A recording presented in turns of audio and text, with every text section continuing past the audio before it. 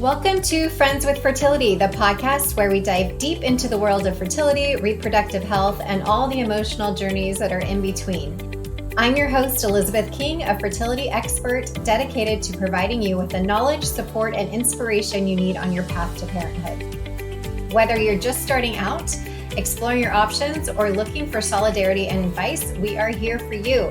Let's embark on this journey together and turn uncertainty into empowerment and make friends with fertility. Let's get started. Hey everyone, welcome back to Friends with Fertility. Today we have Amy Natalie. She is an author, a podcast host, and a feminine leadership coach with over a decade of coaching experience. She specializes in helping women to emerge as the most authentic, confident, and self-expressed versions of themselves. Her mission is to ignite women into their feminine power so that they can live a life of freedom, pleasure, and fulfillment. Amy is the author of The Feminine Way and host of the Feminine Frequency podcast, which has over 375 episodes reaching women all over the globe. Welcome, Amy. Thanks for being here. Thank you for having me. I'm so excited to connect with you and your community. Yeah. How did you get into this? Let's start that. Yeah. So, interestingly enough, I actually started as a holistic health coach and a nutritionist, and I was working with women who struggled with issues like autoimmunity and with digestive issues and hormone imbalances. And I was working with a practitioner who also specialized in fertility.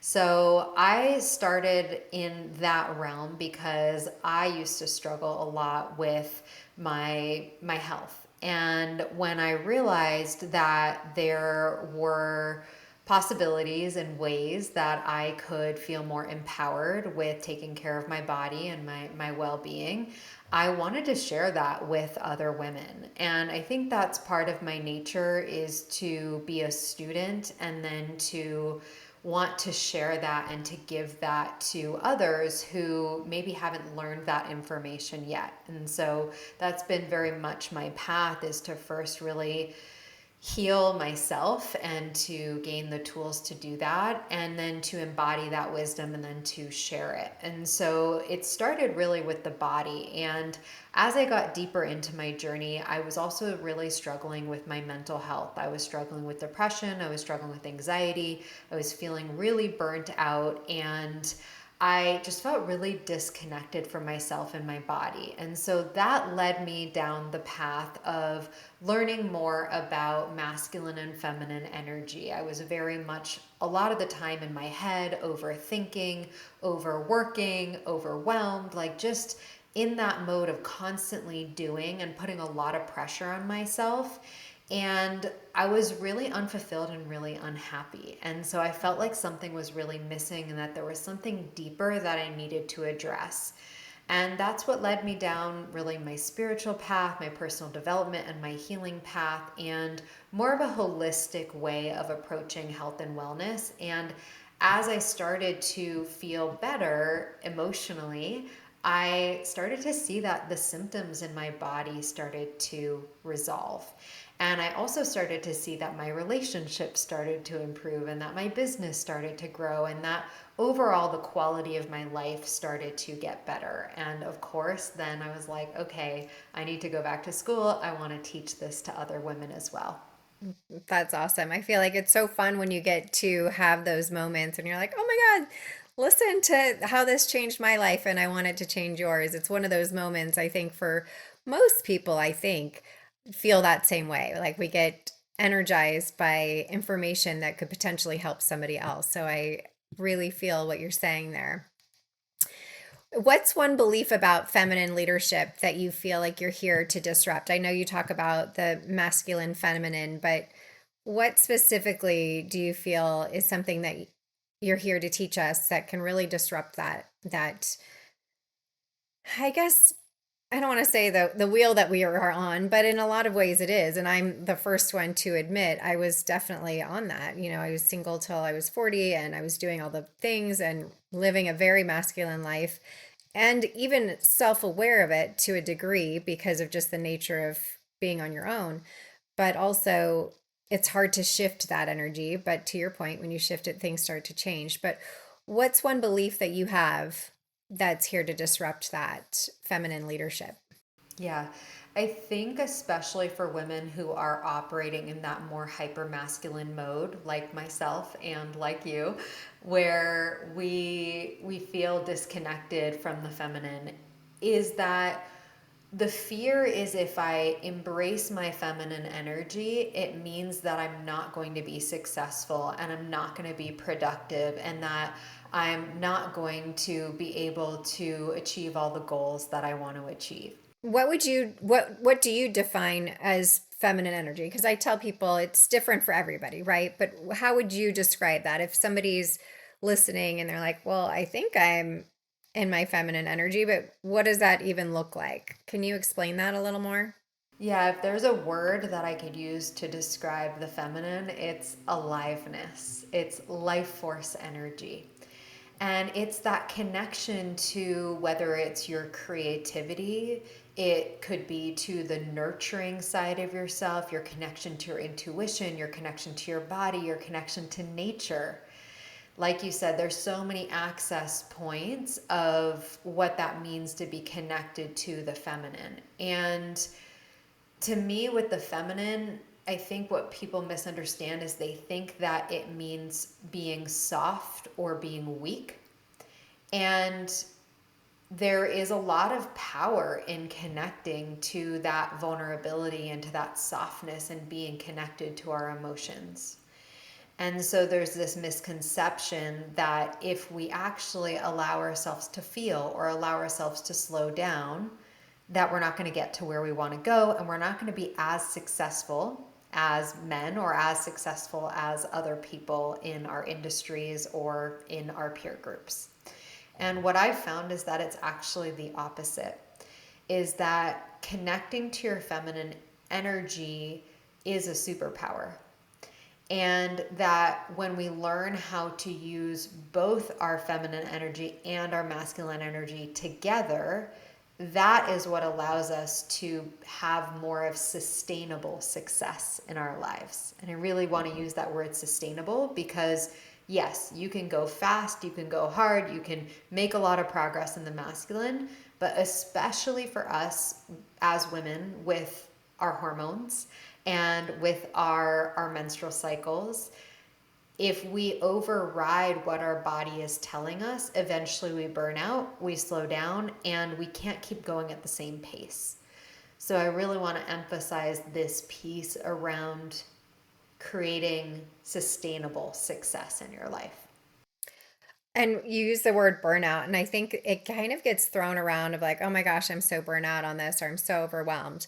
But really, those feelings are kind of your own red flag of if you don't start to make some changes, your physical being will start to break down. And obviously, we're talking about fertility, and I think fertility doesn't come up until you're wanting to have a baby for most people, right? They're like, "Okay, well, what happened?"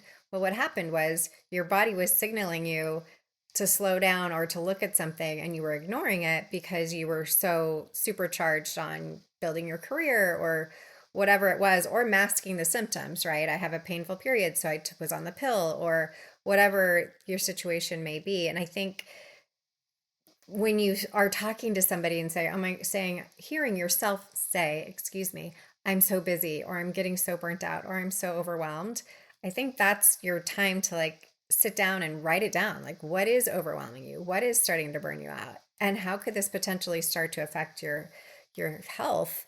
And I think for a lot of people, and tell me about your clients, but a lot of people don't realize that it's affecting the health until it's kind of too late, or like it's gone to the point where they're seeing three different doctors to try to figure out why they're having gut issues or why their periods are off or something like that. Yeah, I mean the signs are always there leading up to it.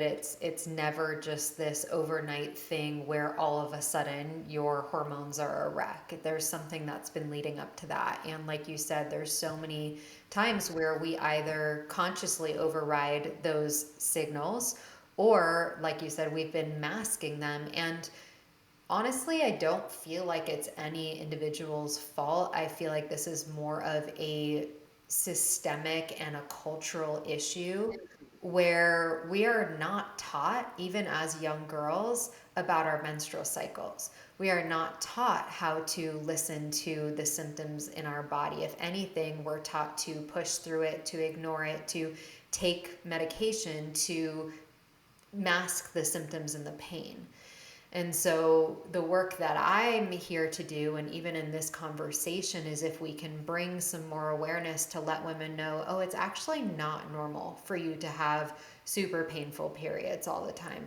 It's not normal for you to be exhausted all the time. It's not normal for you to be disinterested in the things that you used to be passionate and excited about. It's not normal for you to have low libido no matter how long you've been in a relationship for with your partner. All of these things that we have quote unquote normalized that are actually indications that hey, there's something going on.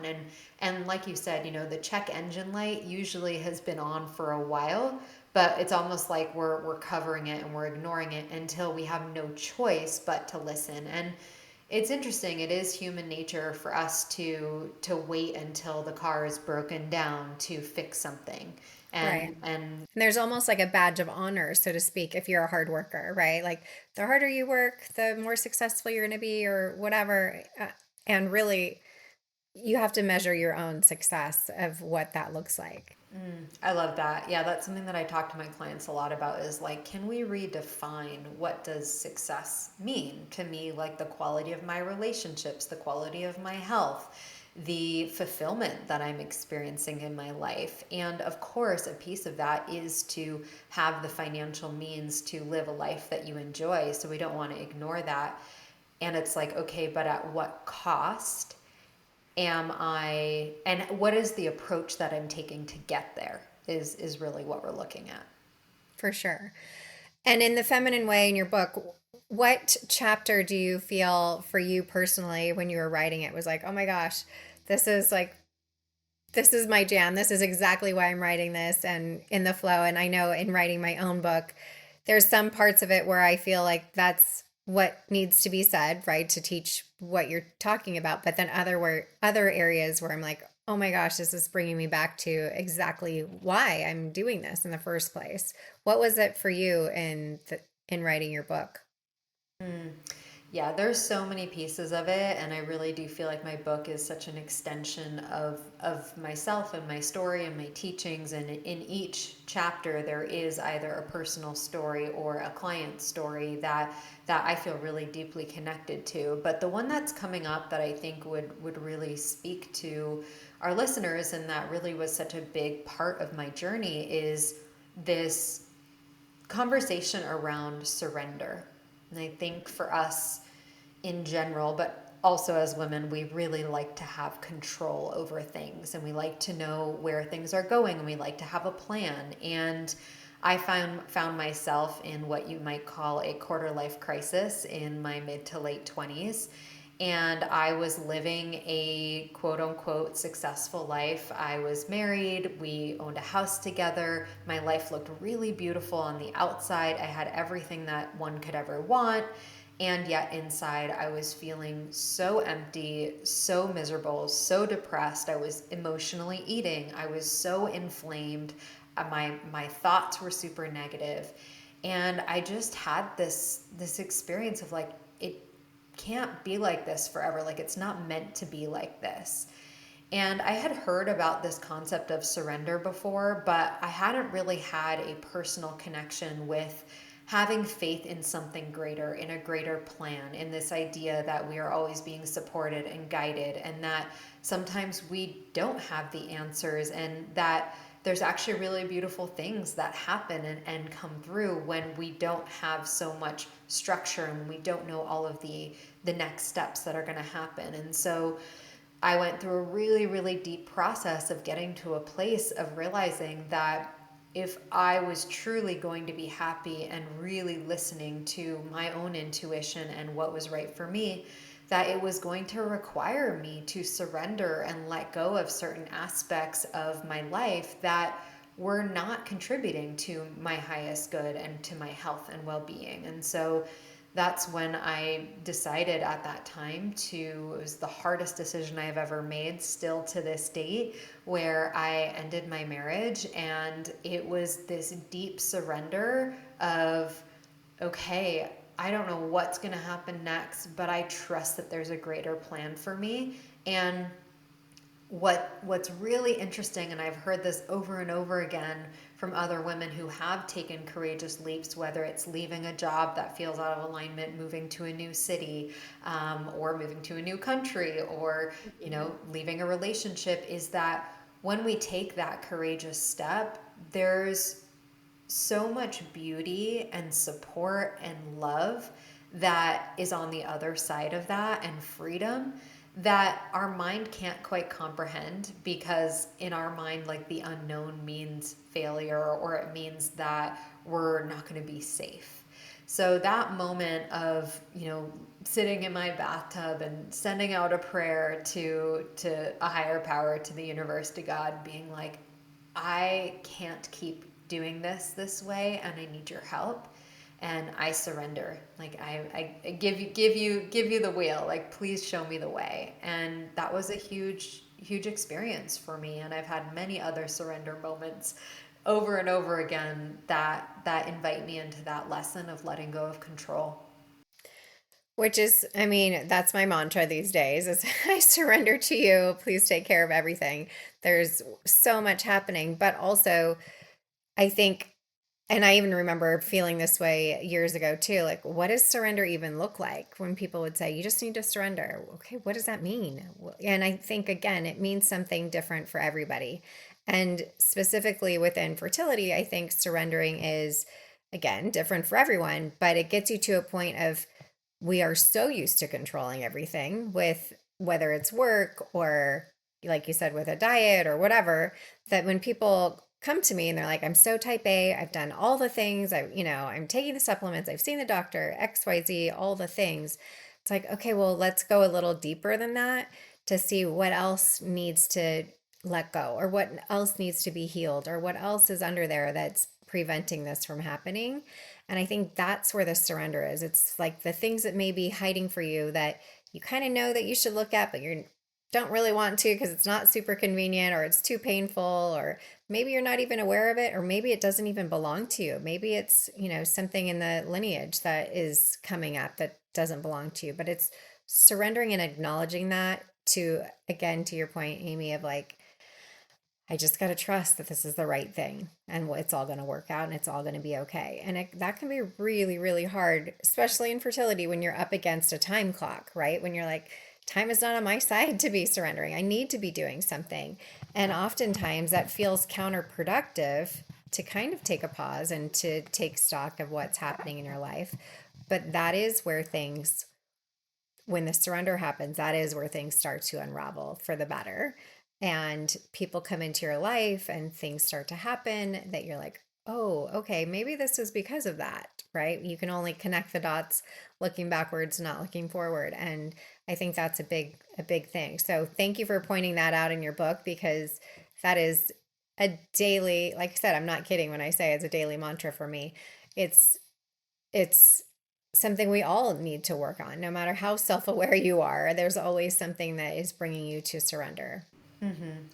Yeah, I have a friend who was on a fertility journey for 4 years, and she went through a lot of deep work around, surrendering the timeline, and surrendering how it was going to happen, when it was going to happen, if it was going to happen. And it was super challenging and painful. And I just watched her go through this journey. And eventually she did get pregnant. She currently has a 1 year old beautiful, healthy daughter. And looking back, she realized that all of our closest friends started having children the same year, or like 6 months after she had her daughter.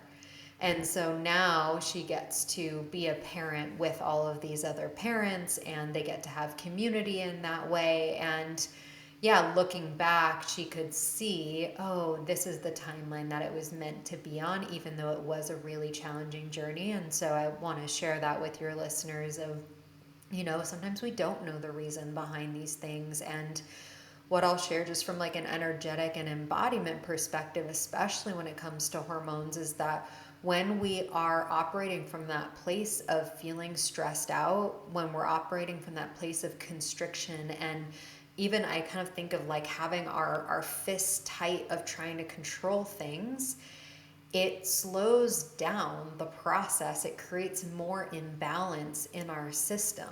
And it's very much easier said than done to surrender, like to your point. And when we are able to soften, when we are able to let go of the grip a little bit and to allow things to unfold how they're supposed to, sometimes that's what we actually need in order to find the answers. And in order for things to speed up, there's like this saying of like slowing down to speed up. It is contradictory. And like you said, the pause, there's a concept called the sacred pause, which is from a book called Sacred Success by Barbara Stanny. It's actually a money book, but she talks about, sometimes we do need to take that step back to go within, to listen, to gain clarity. And that's where the deepest wisdom comes. And then we can move forward, but from a place of alignment rather than from a place of forcing and pushing and continuing to do the same thing that we've been doing. So, really love this concept of that sacred pause and of softening the grip. Yes. And I think that's a great analogy of like clenching your fist, like the contraction versus the release. And, do you contract when you think about something or do you feel open to that? So I know we hear a lot about the word alignment and embodiment. Can you demystify what that looks like for people in everyday life? Because for people that these types of words might be new to them and they're hearing them for the first time, or maybe they are hearing them for, a few times, but they still don't like, what does embodiment mean? What does being in alignment look like in every day?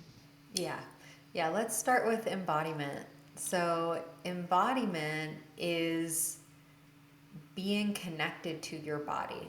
We all have bodies, we're human beings, and more often than not, in the Western world at least, we are very much living as if we are living from the neck up. So we're very cerebral, we're very logical, we're very focused on planning and organizing and doing and thinking.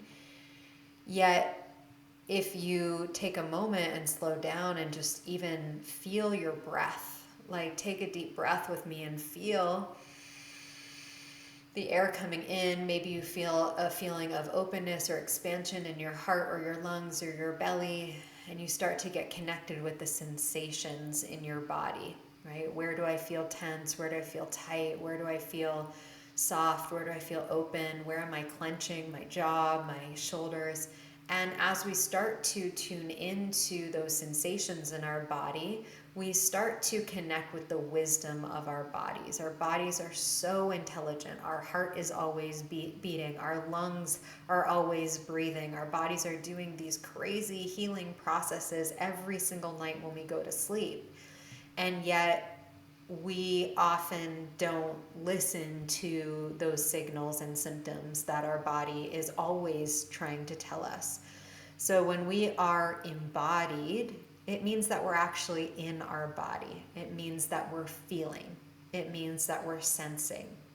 And from that place, from that deep listening, we can start to get a sense of, what do I need right now?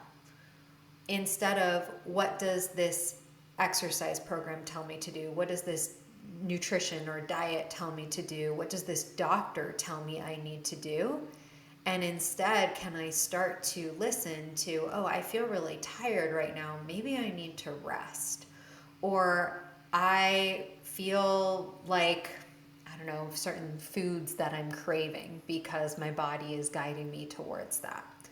And then there's also ways when we listen to our body, we can start to tune into our emotions and we can start to see, ooh, like, is something feeling off in my romantic relationship? I think when you get into a fertility journey, it can bring up a lot of stress and pressure in the relationship. And so I do believe that the more in touch that we as women can be with our emotions and the more clearly we can communicate with our partners what we need, what we want, what our desires are, then we can be on the same page and we can work as a team instead of working against each other, right? Or having these conflicts that play into it. So yeah, to me, embodiment is being deeply in touch with our bodies. And I think, especially as women, our bodies have so much wisdom to tell us.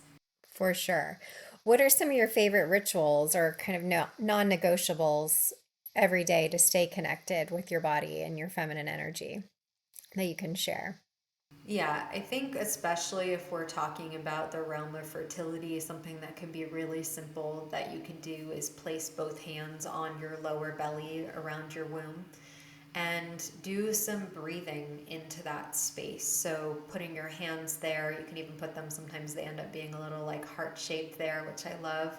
And then taking some deep breaths and really allowing the breath to come all the way down into your womb, into your pelvis, and breathing in and then softening on the exhale, seeing if you can soften any tension that you're holding in your hips or in your womb space, and just starting to create that connection of the mind body connection with your hands, with your breath to that area in your body. And with that, I also find that we store a lot of energy in our hips as women, and we're often sitting and stagnant throughout the day. So, one of my favorite practices is just you can do it while you're sitting down, and also I find it to be helpful when you're standing, is putting both feet on the ground and just doing some hip circles in one direction, doing hip circles in another direction. And one of my favorite practices is just intuitive movement, putting on a song and closing your eyes and letting your body move. And I find that even in just 1 to 3 songs of letting your body move, getting out of that kind of linear, structured posture that we often are in, that we start to release tension, we start to release stress, we start to connect with more of that playful and alive versions of ourselves. So, those are a few that I would recommend. The last one I would recommend is getting out in nature. If you can even go sit on a park bench or go for a walk, it's so helpful to regulate our nervous systems. And I have this saying where it's, the more that you spend time in nature, the more that we connect with our own true nature. And it's kind of this concept of when we unplug from technology and from our daily lives and we plug into nature, which is where we all come from, and it allows us to feel more connected to our natural state of being, whatever that means to you. So those are some tools, more of the simple embodiment tools that I recommend. I love that. And it mainly too, because I think all of those things that Amy just mentioned also connect with the spirit baby energy that I talk about all the time. Our spirit babies want to come to parents that are creating and the dancing, and that's creating movement, that's opening yourself up, opening that energy, connecting with nature, connecting to the divine, and whatever that looks like for you. And that is in nature often. So they're multifaceted. It's, at first glance you might be like, I'm not going to go like dance, or I'm not going to go out in nature. That's not going to move the needle for me. And I'm here to tell you it does move the needle, and it will move the needle. And it's not just frivolous things. There sometimes those things that may seem not as productive on your to-do list of thinking like I'm doing all the things right, these less mm, I guess structured Tangible. things, Yeah. can be more powerful. So just want to add that. Let's get to your podcast. So you've recorded over 375 episodes of the feminine frequency. What's one guest or conversation that deeply surprised you or transformed you when you were recording that? Or maybe just what about it has been eye-opening for you as hosting all of those episodes that you've enjoyed? Yeah. Yeah, I feel like the podcast has been such a beautiful form of expression and connection that I didn't have any idea was going to be the case when I first started it. Like, I started it in my walk in closet. I had no idea what I was doing. It was like the best place where the microphone sounded the best. And I was like, I don't really know what I'm doing and I don't know who's going to listen to this, but I feel really passionate about this and I want to share it. And so I did. And just having deep, meaningful conversations with my guests, and then having women from all over the world that I've never met reach out and be like, oh, that one thing changed the way that I see my relationship, or that one practice that you shared about has now become something that I do every single day. And it's really created this space for, it's an educational platform, but really what I found is that it's a space for connection and for community.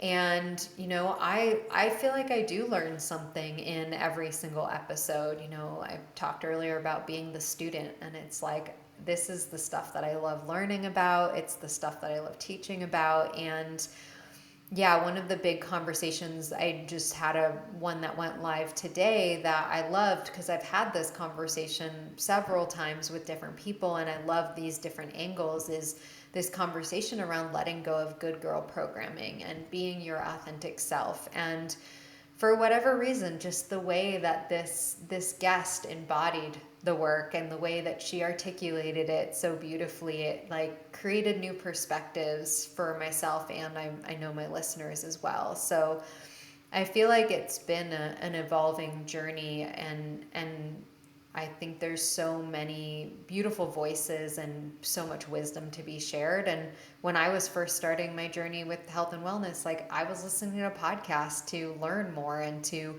hear things that we don't really hear in the mainstream. So I feel like this is such a great space for people to get to tap into that and to open their minds to new possibilities.